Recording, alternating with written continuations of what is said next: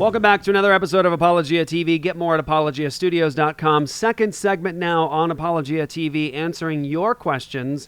The question is, can we become little gods, essentially, is the question. That's right, yeah, essentially. And so we responded to the popular argument used by Mormons to say that there are many gods, and that's from the Apostle Paul in 1 Corinthians chapter 8, where Paul says there be gods many and lords many. We already demonstrated. If you just go to that text yourself, you'll see the danger of proof texting. Deuteronomy is very similar. The passage that was in the question, same thing. Yeah, so I'm going to actually, let's unpack that. So if you look at, let's jump to that one, because the Psalm 82 one is a little more explanation. Yeah, Deuteronomy chapter 10, starting at verse 16. Circumcise therefore the foreskin of your heart and be no longer stubborn.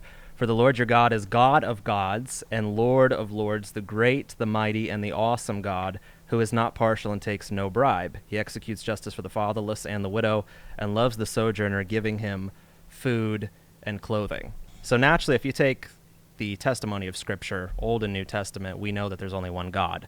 So we know what this passage is not saying is that God is somehow rivaled in his equality in some way, that there are other gods actually out there. Psalm 90, I believe it's Psalm 95 that says, all the gods of the nations are idols, but the Lord made the heavens. Right. So false gods, again, would be the context. And in this particular contextual place in Deuteronomy, God is testifying that he's not like in comparison to these other false gods that have been substituted in his place, right? He's not partial in the justice that he gives.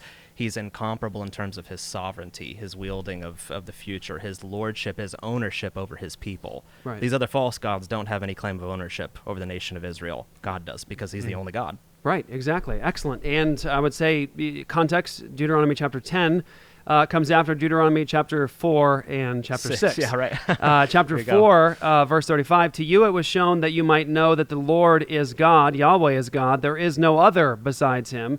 And then verse 39, know therefore today and lay it to your heart that the Lord, Yahweh, is God in heaven above and on the earth below. There is no other. And then, of course, Deuteronomy chapter 6, verse 4, the Shema, hear, O Israel, the Lord our God, the Lord is one, Ehud. There is only one God. Well, of this Excuse earth.